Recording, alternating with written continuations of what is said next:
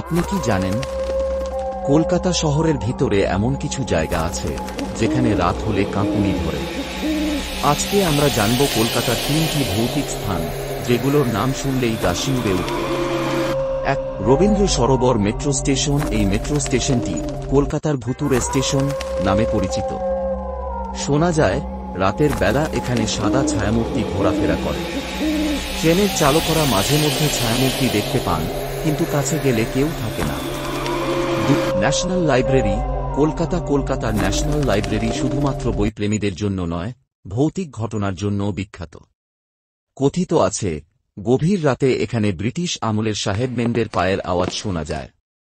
অনেক নৈশ প্রহরী এখানে রাতের শিফটে কাজ করতে ভয় পান। 3. দক্ষিণেশ্বর কালী মন্দিরের ঘাট। দক্ষিণেশ্বর মন্দিরের পাশের ঘাট থেকে বহু বছর আগে একাধিক আত্মহত্যার ঘটনা ঘটেছে। স্থানীয়দের মতে মাঝরাতে এই ঘাটের ধারে কিছু অদ্ভুত আওয়াজ শোনা যায়, যেন কেউ জলের মধ্যে হাঁটছে। আপনি কি এই জায়গাগুলোর কোনো একটিতে গেছেন? আপনার অভিজ্ঞতা জানান।